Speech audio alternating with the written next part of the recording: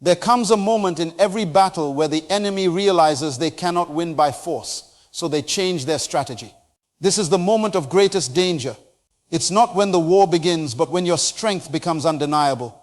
The narcissist, who once controlled you through manipulation and fear, now sees your power and independence as a threat. But before they walk away defeated, they'll attempt one last desperate trick. This message is a divine revelation to equip you with discernment, clarity, and power. Because when you rise, every demon from your past tries one more time. But their last attempt is the final confirmation. You are free. A narcissist is not attracted to your weakness. They are obsessed with your strength. From the very beginning, they don't just observe what makes you vulnerable. They analyze what makes you powerful. They study it. They watch it. They measure it. Because deep down, a narcissist knows they are not capable of building the kind of strength you carry within. So instead of cultivating their own, they make it their mission to destroy yours. They are not drawn to you because you were broken. They were drawn to you because you were whole. You were chosen because you had light, not because you lacked it. And because your strength exposes their inner void, they are compelled to dismantle it, one piece at a time. That's why the moment they meet you, their manipulation begins subtly. They'll start with admiration, compliments, mimicry, and intense attention. But it's all part of a silent study. They are taking mental notes. How do you handle conflict? How do you respond to criticism? What makes you proud? What makes you doubt yourself? What are your values, your dreams, your voice? They don't mirror you to connect. They mirror you to control, your ambition, your vision, your wisdom. These are not things they celebrate. These are things they envy. Because a narcissist is not looking for a partner. They are looking for a project. They want something powerful to feed their ego, not something powerful that stands in truth. And here's where the deception begins. Once they understand your strength, they start crafting a long-term plan to turn it against you. If you're empathetic, they'll call you too emotional. If you have boundaries, they'll call you selfish. If you speak truth, they'll say you're aggressive. If you walk away, they'll say you're heartless. Their goal is simple: make you doubt the very things that make you strong. And they do this because they cannot overpower strength that is rooted in truth. So instead they try to confuse it. They want to distort your reality so they can reframe your identity. And when you begin to question yourself, they feel like they're winning. But you must never forget, their attention to your strength is not a compliment. It's a strategy. The more confident you are, the more threatened they become. The more purpose you walk in, the more desperate they become to distract you. Because your healing is their exposure. Your voice is their silence. Your clarity is their chaos. And when you start rising above the drama, above the manipulation, above the gaslighting, they realize they're losing grip, not just on you, but on the version of themselves they built by using your energy. The narcissist knows that your strength doesn't just make you independent, it makes you powerful. It makes you magnetic, it makes you impactful. And once they can't dim that power, they try to corrupt it. They'll call your strength pride. They'll twist your confidence into arrogance. They'll twist your boundaries into cruelty. And slowly they'll try to wear you down. But all of this stems from one truth.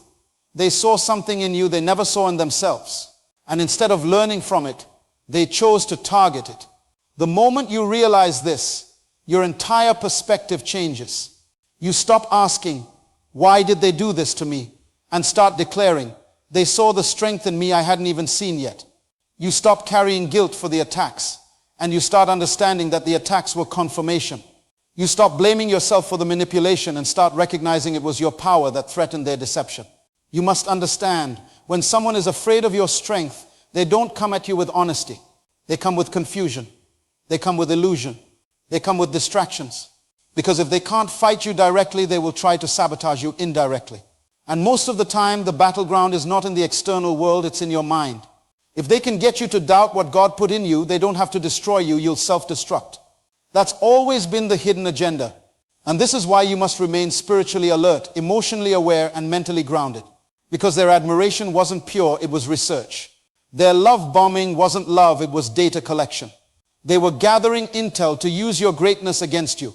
So the next time you feel attacked, misunderstood, or targeted, pause and ask yourself, what part of my strength did they just try to flip? Was it my confidence, my joy, my independence, my ability to walk away? That's the clue. That's what they fear. And whatever they fear, you must protect. Because that's the key to your breakthrough. It's the part of you they couldn't replicate. It's the reason they couldn't destroy you. They saw your strength long before you did. But now that you see it too, it's time to rise and never look back. Once a narcissist realizes that fear no longer works on you, they will shift tactics, because control is always their ultimate goal. Fear was their most powerful weapon. And when they see that your strength, healing, and awareness have rendered that weapon useless, they look for another doorway into your soul. And the next tool they reach for, often without missing a beat, is guilt. Not guilt based on truth, not conviction that leads to growth, but emotional manipulation dressed as responsibility. They will try to make you feel wrong for becoming strong. They will twist your boundaries into betrayal, your silence into cruelty, and your healing into abandonment. They know they can no longer dominate you with threats or intimidation, so now they aim to disarm you with emotional confusion. Guilt is subtle. It doesn't always scream, it whispers. It plays in your mind like a broken record, repeating phrases like, maybe I was too harsh, or maybe they just needed more time, or maybe I should have given one more chance. And that's exactly the place the narcissist wants you in, the maybe zone. Because while you're stuck in guilt, questioning your strength, they're planning their next move. You see, guilt slows you down. It causes you to second-guess decisions that were made in wisdom and truth. But what you must remember is that guilt is not always the voice of righteousness. Sometimes guilt is the echo of manipulation still trying to reach you. A narcissist will weaponize your heart. They will highlight your empathy and use it against you. They will remind you of the good times, ones they never truly honored, and magnify your moments of weakness while hiding their patterns of abuse. They'll say things like, you gave up on me, or you promised you'd never leave, or I thought you were better than this. And for a moment, if you're not rooted in truth, you might begin to feel like you are the one who failed. But let me tell you something powerful. Your refusal to be manipulated anymore is not a failure. It is a breakthrough. You didn't change because you became cold. You changed because you finally saw clearly. You stopped reacting to chaos. You stopped needing their validation. You started walking in truth. And truth will always provoke a narcissist because their entire identity is built on illusion. The moment you start standing in who you really are, they lose grip. And that's when guilt becomes their last hope. They try to appeal to your old self, the one who tolerated, the one who waited, the one who gave and never received. But you are not that version anymore. This guilt tactic is also meant to isolate you from support. They'll say things like, nobody will love you like I did, or you're listening to the wrong people, hoping you'll cut off the very relationships that gave you strength to leave. It's a trick to get you back under their control, by convincing you that they are the victim and you are the villain. But listen, guilt without growth is not your responsibility. You are not obligated to keep bleeding just because someone refuses to heal. Their pain is not your prison.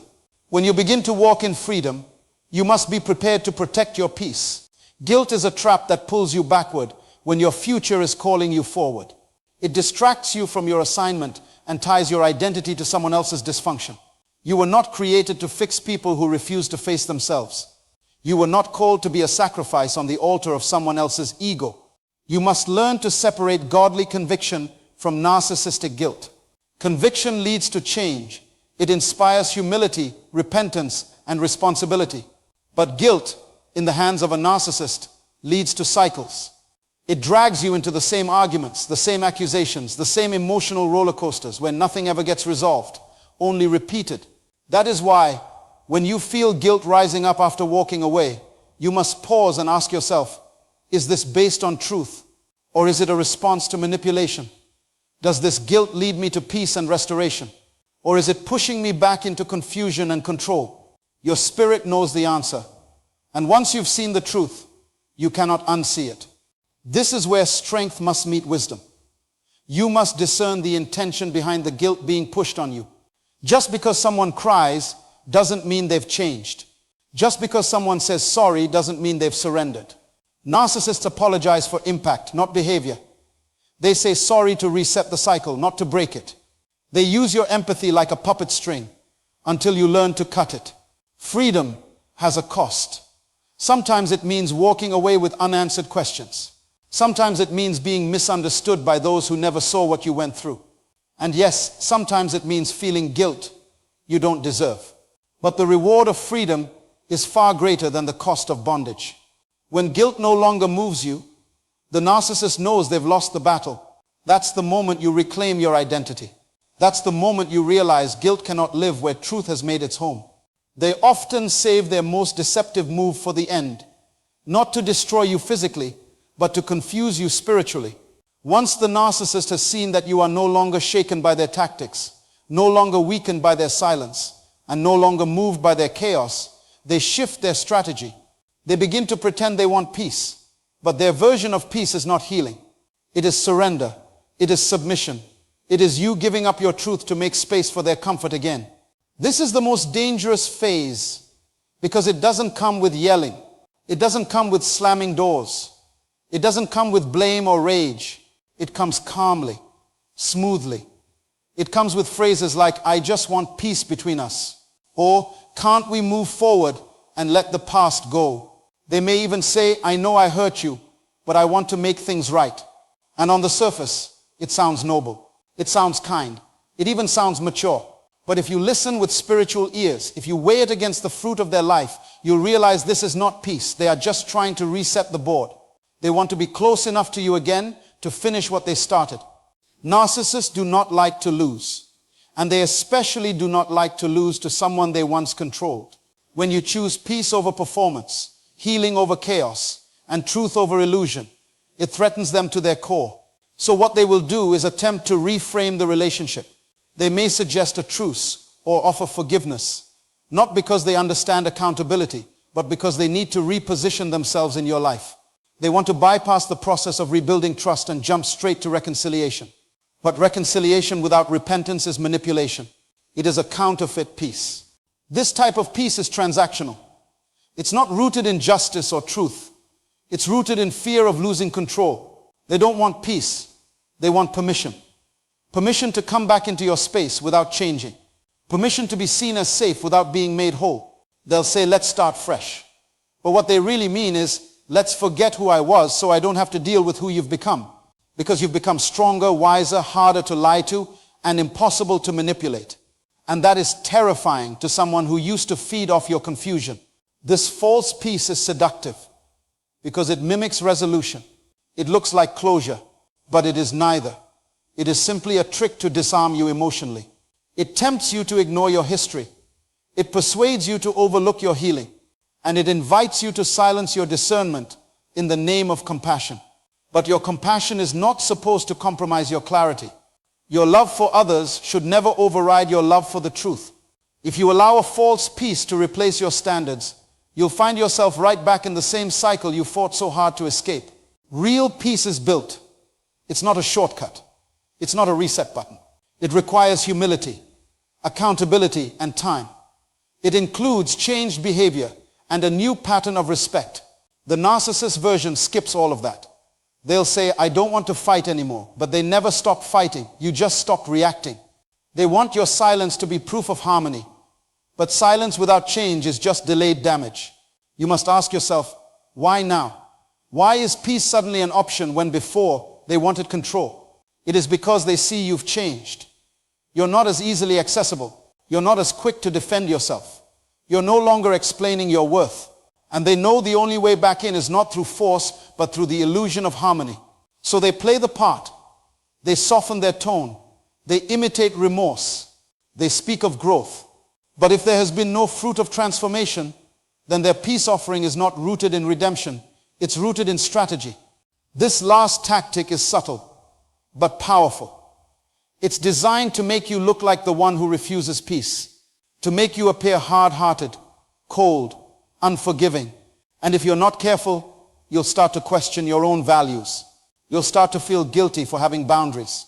But boundaries are not barriers to peace. They are the foundation of it. Without them, there is no safety, there is no healing, there is no truth. Don't be seduced by smooth words when you've already walked through the fire of truth. Don't trade your growth for false comfort. Don't lay down your sword just because the battle is quiet. Sometimes silence is just a shift in tactics, not the end of war. Stand firm, recognize the trick, and remember, peace that costs your voice, your values, or your identity is not peace. It's a prison dressed in pretty words. Stay free. They attempt a false apology or emotional bait to reopen the door. This is the moment where the narcissist, seeing your strength, chooses not to fight with rage but with sweetness. Their tone softens. Their language shifts. Suddenly, the one who once ignored your pain and mocked your feelings is expressing sorrow. Not true sorrow, but strategic sorrow. It is an emotional trap designed not to repair the past, but to manipulate your present.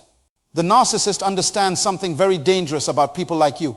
Your heart is tender, your love is deep, and your hope for change is sincere.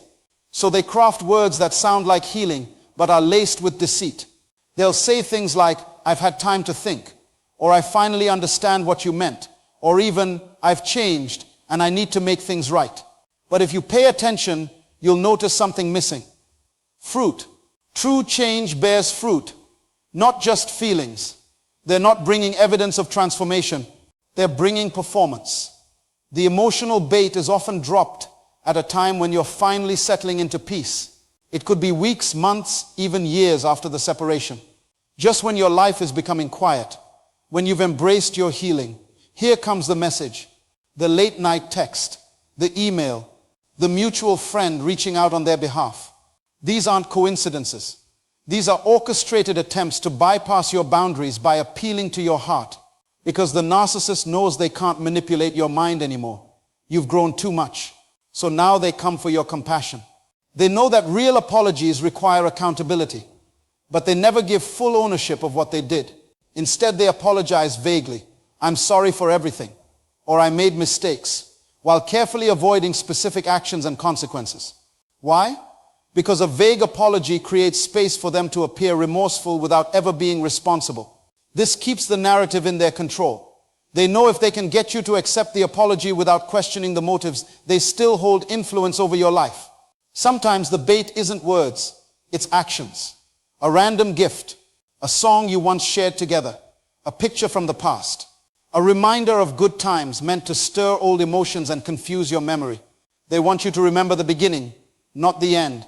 They want to distract you from the destruction they caused by making you nostalgic for the illusion they built. This emotional manipulation is subtle, but it is deliberate. The goal is not reconciliation. The goal is access. You must understand. Reconciliation requires repentance, and repentance always involves change. Not emotional expression, not dramatic words, not temporary tears. Change. Without it, the apology is a performance meant to reset the cycle. The narcissist is betting on your empathy.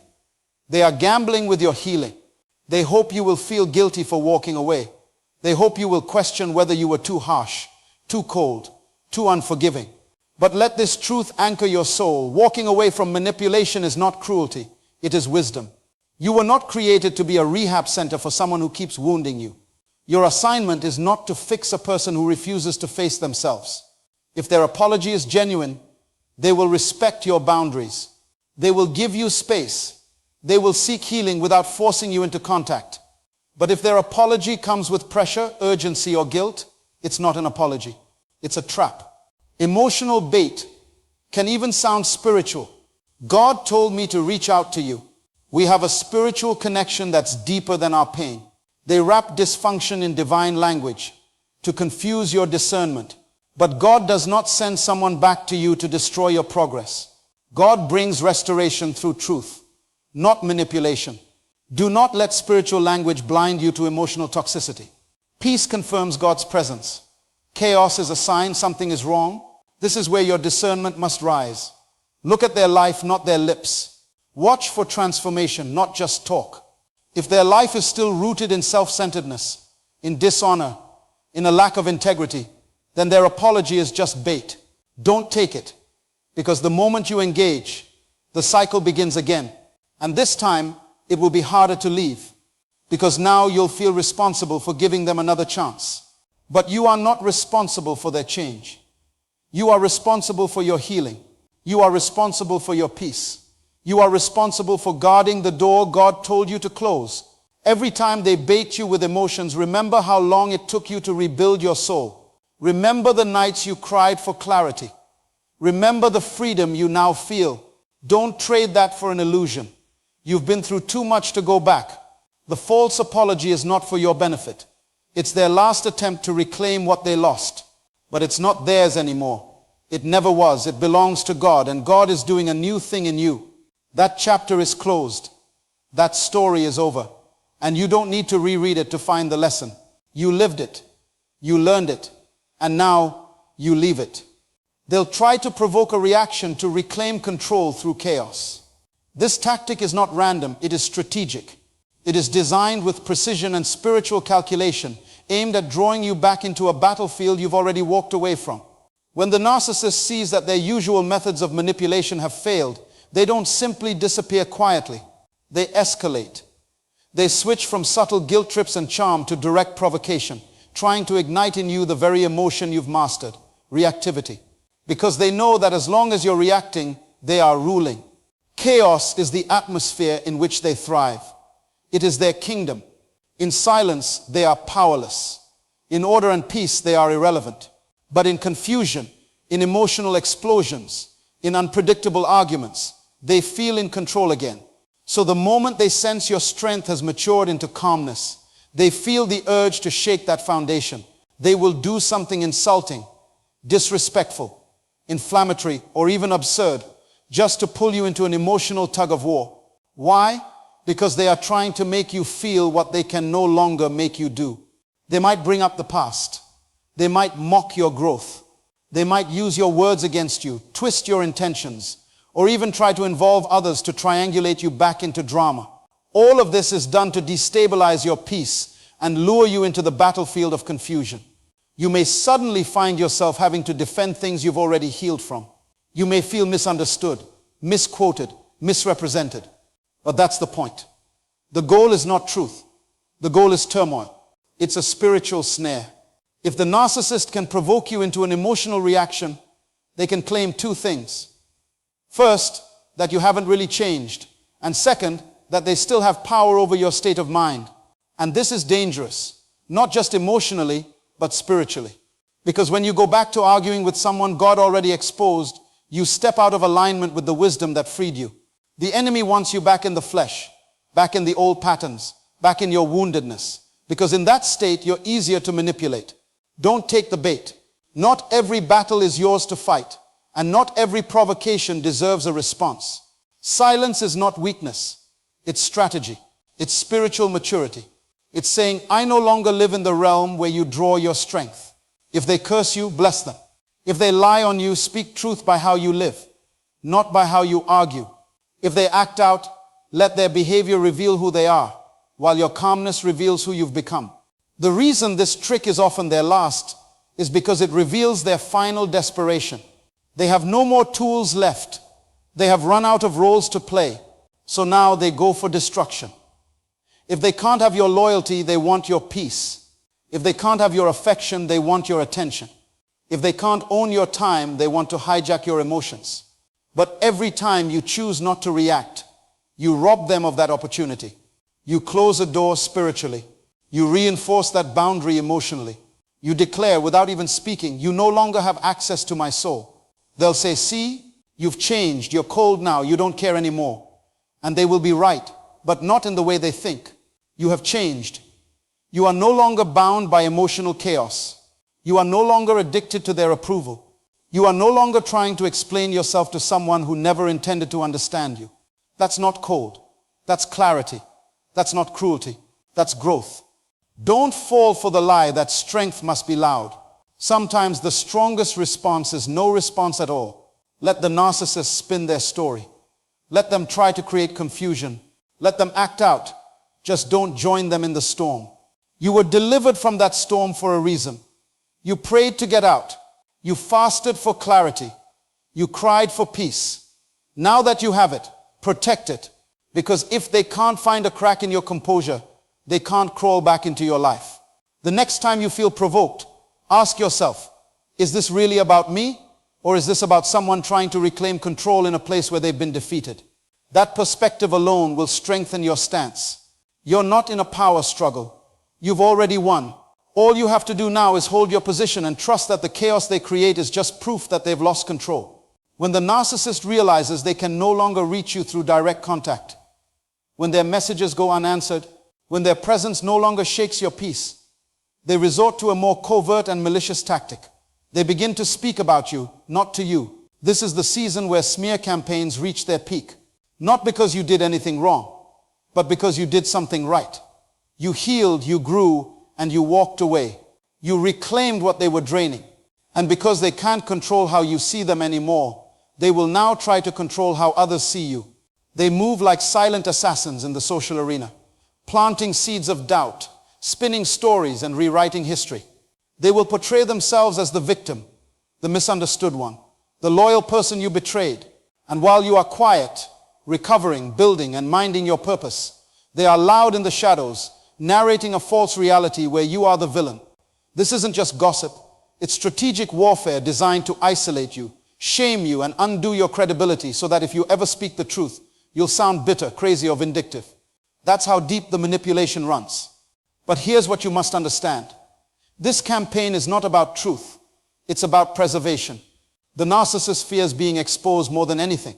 So if you've seen behind their mask, if you've witnessed their true nature, they need to make sure no one believes you. That's why they're in a rush to paint a different image before you even say a word. They'll reach out to mutual friends. They'll confide in your family. They'll write vague posts on social media to stir suspicion. They will do everything possible to cast doubt on your character before you even open your mouth.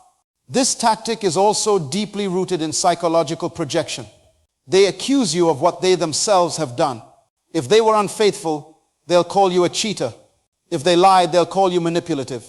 If they gaslit you, they'll say you were emotionally unstable. It's not just falsehood. It's a reversal of reality. This is meant to confuse those around you, but also to confuse you, because when you hear enough lies about yourself, you start to second guess your truth. You wonder, did I really overreact? Maybe I was too sensitive. Perhaps I should have stayed silent. But this is exactly what the narcissist wants, for you to abandon your voice and retreat into shame. You must not fall into that trap. You must remember who you are, what you endured, and how far you've come. Your silence is not weakness, it is wisdom. And while you don't have to defend yourself to everyone, you do have the right to protect your name and your peace. Speak the truth when necessary, but don't fight to convince those who are already determined to misunderstand you. The people who truly know your character won't be swayed by gossip. And those who are quick to believe lies about you were never for you to begin with. The smear campaign is also a final attempt to provoke you. It is bait wrapped in slander. They hope you will lash out, post in anger, confront them publicly, because then they can point and say, see, I told you they were unstable. But don't give them that satisfaction. Let your growth speak louder than their gossip. Let your discipline confuse their drama. The narcissist thrives in chaos, but they suffocate in peace. When you stop responding, when you rise above the noise, you take the power back. In time, their lies will collapse under the weight of your consistency. Their narrative will fall apart when your fruit starts to show. They may win temporary attention, but you will walk in long-term purpose, because the truth doesn't expire. And while deception moves fast, truth stands forever. People may believe the lie for a while, but when they watch your life long enough, when they see the strength, the peace, the integrity you carry, they'll know who was telling the truth all along. So don't panic when you hear your name in rooms you've never walked into. Don't waste your energy trying to chase down every rumor. The narcissist is running a race you're no longer in. Their last trick, the smear campaign, is a cry for relevance. But your silence, your peace, and your progress is the loudest message of all. Keep building. Keep healing. Keep rising. Because while they talk, you walk, and soon their words will vanish in the dust of your footsteps forward. They will mirror your growth to pretend they've changed. That is one of the most deceptive tactics a narcissist will ever use. And it often comes when you're at a place of strength, clarity, and emotional stability. After all the chaos, manipulation, and abuse they inflicted, they suddenly appear to be on a path of healing. They talk about therapy. They post about growth. They mention how they've done some deep thinking. They use the same language you once used. They even start aligning with the values they once mocked you for holding. But make no mistake, this is not transformation. It is imitation. It is strategic mimicry with one intention: to regain access to your life by pretending to be who you needed them to be all along. When a narcissist sees that you've grown, that you've outgrown the dysfunction, they understand that the only way back into your life is not through power, but through performance. They know they can't intimidate you anymore. The fear has left. The confusion no longer controls you. So instead of trying to overpower your mind, they put on a mask that mirrors your journey. They begin to reflect the light you fought to earn. But it's a reflection without substance, a copy without authenticity, a shadow, not the source. This is a dangerous season because your heart wants to believe in redemption. You want to think maybe they've seen the light. Maybe they finally understand.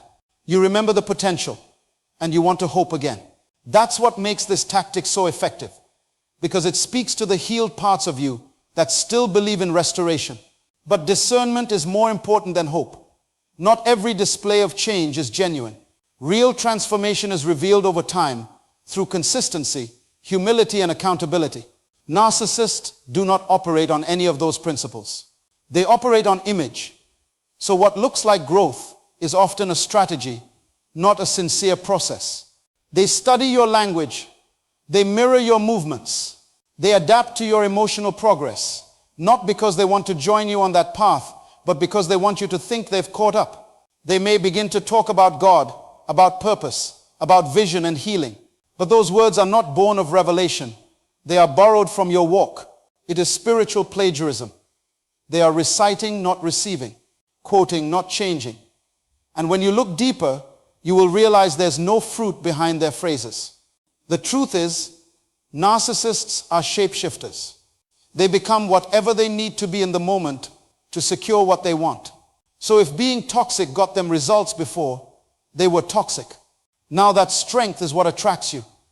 They try to appear strong.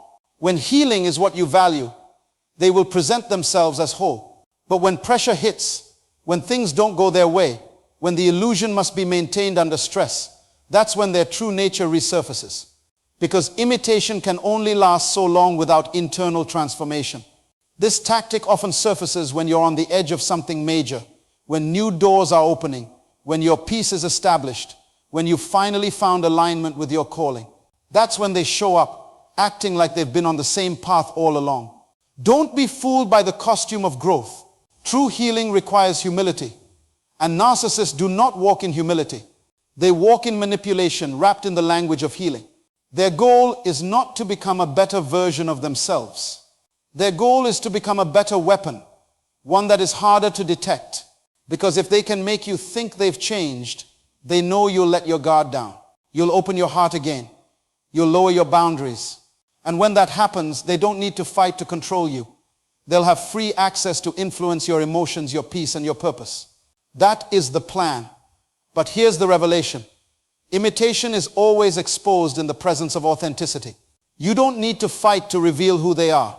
You don't need to argue or convince them to prove themselves. All you need to do is keep walking in truth. Time will uncover what intention tries to hide. The more you grow, the harder it becomes for someone faking to keep up. That's why you must stay consistent in your peace. Don't let someone else's performance trick you into stepping out of your purpose. They'll try to mirror your growth, but you must remember that your journey wasn't a performance. It was painful. It was sacred. It was personal. It was refined through tears, prayer, reflection, and obedience. And no one can fake that for long. So don't go backward because someone is wearing a mask that looks like your future. You already lived through their patterns. Trust what you've learned. Trust the peace you've gained. And most importantly, trust the spirit within you that discerns beyond appearances. Because what they mirror cannot compete with what you've mastered. The final trick the narcissist pulls is not just another manipulation. It's a psychological ambush, crafted with precision and laced with subtle poison. It comes when you're finally stepping into your truth, when you've gathered the courage to let go, when your eyes are no longer clouded by their charm or their chaos. It is in this moment, when your clarity becomes dangerous to them, that they design a final move not to fight your strength, but to make you question it. The ultimate tactic is to confuse the very thing you worked so hard to rebuild. your sense of self. This is not a blatant attack. This is not the screaming, gaslighting, or silent treatment you endured before. This is strategic. It is polished. It is rehearsed. It is packaged in a tone of humility or even sorrow. They may appear remorseful. They may come to you with tears. They may write a letter, send a long message, or ask for one last conversation. But it is not about closure. It's about cracking the armor you forged in the fires of your suffering. They want to find that one emotional thread that still hasn't fully healed and pull on it until you unravel. They might remind you of the good times, conveniently skipping over the trauma. They might try to flip the script, accusing you of being unforgiving, cold, or ungrateful for the love they gave. They might say you've changed in a bad way, that you've become too much, too independent, too guarded. And if you're not grounded in truth, you'll begin to wonder, did I become too hard?